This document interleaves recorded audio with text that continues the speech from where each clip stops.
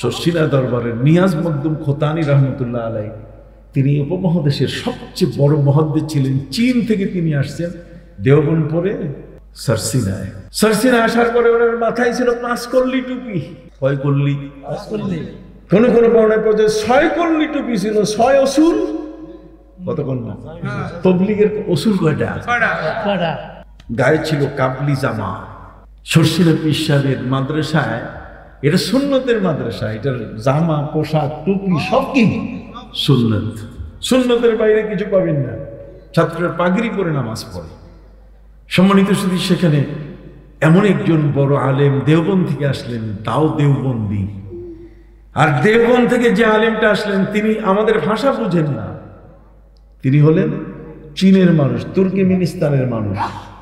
তুর্কমেনিস্তানের এই মানুষটি দেওবন্দ থেকে শর্ষিনার আমন্ত্রণে মুহাদ্দিস হিসাবে আসলেন। এখন শর্ষিনা পীর সাহেবের মাদ্রাসায় এসে তিনি হাদিস পড়াচ্ছেন। তার মাথায় তো 6 কল্লি টুপি, কতক্ষণ না, আর গায়ে কি কাবলি পোশাক। তাহলে ছাত্ররা 6 কল্লি। ওস্তাদ যেমন শাগির্দ তেমন হবে। আল ওয়ালাদু সিররুল আবি, অতএব সন্তান তো বাবার মতোই হবে। শর্ষিনার দাদা হুজুর কেবলা তিনি কিছুদিন যাওয়ার পরে, প্রথম দিন না, দ্বিতীয় দিন না, কিছুদিন যাওয়ার পরে খত্তানি সাহেবকে তিনি বললেন, নিয়াজ মকদুম খত্তানি রহমতুল্লাহ আলীকে বললেন যে খত্তানি জিকির মে আ যাইয়ে, আজকে মাগরিবের পরে জিকির হবে, আপনি একটু আসবেন। তিনি জিকিরের জন্য আহ্বান করলেন। জিকির হলো ইলমে মারিফতের মূল জিনিস। আলা বিযিকরিল্লাহি তাতমাইন্নুল কুলুব। জিকির হচ্ছে আল্লাহর ওলিদের কি মূল সবক। অতএব সবকের মধ্যে, পড়ার মধ্যে জিকির হলো 1 নম্বর। কথা বুঝতে পারছেন? শর্ষিনার দাদা হুজুর কেবলা শাহ সুফি নিসারউদ্দিন তাকে বললেন, খত্তানি সাহেব আপনি আমাদের নামাজের পরে, মাগরিব নামাজের পরে জিকিরে আসেন। উনি জিকিরে আসলেন, শরীক হলেন। জিকির শেষ হলো। জিকির শেষ হওয়ার পরে তিনি জিজ্ঞেস করেন, খত্তানি কুছ সমঝ মে আয়া? খত্তানি সাহেব কিছু বুঝে আসছে? আপনি কি জিকিরে যে বসলেন কিছু কি বুঝে আসছে? খত্তানি সাহেব তো দেওবন্দের সেটা আলেম। উনি বললেন, নেই কুছ ভি সমঝ মে নেহি আয়া, কিছুই বুঝে আসে নাই।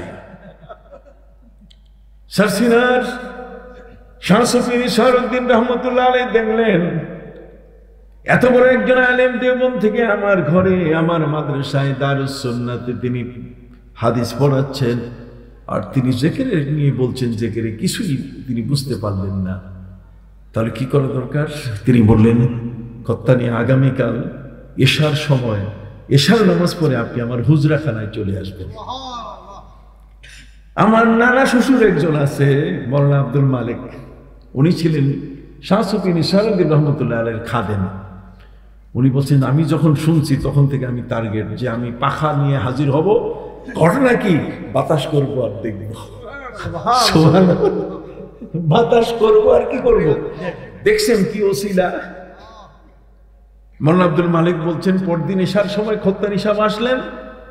আমি নিয়মিত ভাবে বিশাল বড় তালের পাখা দিয়ে বাতাস করা শুরু করলাম। আমারই তো খেদাবার কোনো সুযোগ, আমি তো আছি। শাহ সুফি নিসারউদ্দিন রহমতুল্লাহ আলাইহি শর্ষিনার, তিনি বললেন, খত্তানি কেমন আছেন? খত্তানির হাল করছি তার কৌশলাদি জিজ্ঞাসা শেষে তিনি বললেন, আপনি একটু চক্ষু বন্ধ করেন। চক্ষু বন্ধ করার ঠিক কয়েক সেকেন্ডের মধ্যে খত্তানি সাহেব মাটিতে পড়ে গেল। মাটিতে পড়ার পরে পুকুর থেকে যদি আপনি মাছ উঠান, একটা পুঁটি মাছ, মাথার লেজটা যেমন সে নাড়াচাড়া করে, খত্তানি সাহেব তার হাত আর পা নাড়াচাড়া শুরু করলেন। মওলানা আব্দুল মালিক, আমার নানা শ্বশুর, বলছেন যে আমি চিৎকার দিব যে হইতেছে কি। সুবহানাল্লাহ। এই যে ওলিদের দরবারে কি হবে, যেখানে হচ্ছেটা কি, আমি চিৎকার দিব। মনি পীর সাহেব আমার দিকে তাকায় বলছে, খবরদার। আমি চুপ হয়ে গেলাম।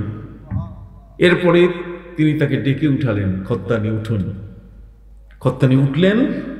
নিয়াজ মকদুম খত্তানিকে শর্ষিনার পীর সাহেব জিজ্ঞেস করলেন, কত্তানি কুছ সমঝ মে আয়া? একই প্রশ্ন, আগে যে প্রশ্ন করেছিলেন সেই প্রশ্ন নিয়ে আবার করলেন, কত্তানি কুছ সমঝ মে আয়া? কিছু বুঝে আসছে? কত্তানি বলছে, হ্যাঁ সমঝ মে আয়া। क्या समझ में आया? कि मैं मक्का भी गया है, मदीना भी गया है, मैं रोज़ा मुबारक की ज़ियारत भी की है, मैं तमाम औलिया किराम के मज़ार भी ज़ियारत किया है। भाई অল্প সময়ের মধ্যে আমি মক্কা, মদিনা, রাসূলের রওজা, পৃথিবীর যত আউলিয়া সবগুলোর জিয়ারত আমি কি সবগুলো সমাপ্ত করে এখানে হাজির হয়েছি। একটু সুবহানাল্লাহ বলবেন না? মওলানা আব্দুল মালিক বলছেন, খত্তানি সাহেব এই এমন একজন শক্ত মানুষ যিনি এলমে নুজুমের উপরে পণ্ডিত ছিলেন। এলমে নুজুম মানে আকাশের তারকা। আমরা শর্ষিনায় পড়তাম, হুজুরের সাথে থাকতাম, উনি ছাদের উপরে হাঁটতেন আর মসজিদের উপরে গরম হয়ে যেতেন, বেকুব এখন আজান দাও না কেন, সময় তো হয়ে গেছে, আকাশের তারকা বলতেছে মাগরিবের সময় হয়ে গেছে। তিনি হচ্ছেন এলমে নুজুম, এত বড় একজন আলেম। কথা বুঝতে পারছেন? সেই খোদ্দানি রহমতুল্লাহ আলাই তিনি সেখানে গিয়ে তার গোল টুপি মাথায় চলে আসলো, ছয়কল্লি নাই, তার কানা ফাড়া জামা নাই, কতক্ষণ গোল জামা হয়ে গেল। আল্লাহর ওলিদের সোহবত, ইয়া আইয়ুহাল্লাযীনা আমানুত্তাকুল্লাহা ওয়া কুনু মা'আস সাদিকিন। অতএব ভালো মানুষের সঙ্গী হলে জীবনের পরিবর্তন হয়। এখানে পরিবর্তন হচ্ছে দুটো জিনিস মার্জিন, একটা হলো একজন আল্লাহর ওলি, আরেকজন হচ্ছে শরীয়তের পণ্ডিত। কথা বল না? একজন হচ্ছে ইলমে মারিফতের পণ্ডিত, আরেকজন কি ইলমে শরীয়তের পণ্ডিত। এখন ইলমে মারিফত আর ইলমে শরীয়তের এই দুই পণ্ডিতের মধ্যে বুঝতে পারছেন, ইলমে শরীয়তের পণ্ডিত হার মানতেছে কার কাছে? মারিফতের পণ্ডিতের কাছে। সুবহানাল্লাহ বলেন। মুসা নবী ছিলেন ইলমে শরীয়তের পণ্ডিত, আর হযরত খিজির আলাইহিস সালাম ইলমে মারিফতের পণ্ডিত। আমি কি বুঝাইতে পারছি? এগুলো দীর্ঘ সময় ধরে আলোচনা প্রয়োজন। আমাদের জীবনটার পরিবর্তন এইভাবে আনা দরকার। খালি কতগুলো চিল্লাচিল্লি করলেই ওয়াজ নয়। ওয়াজ হচ্ছে এই মানুষগুলো কত কষ্ট করে আসছে, তাদের কাছে আমি একটা থিম, একটা থিঙ্কিং, তাদের চিন্তাধারার মধ্যে আমি একটা জিনিস ইম্পোজ করতে পারি কিনা। যখন এটা ইম্পোজ হয়ে যাবে, এই জিনিসটা যখন মাথায় ধারণ করবে, তখন দেখবেন তার বংশ পরম্পরায় তার দ্বারা আরো হাজার মানুষ তৈরি হয়ে যাবে।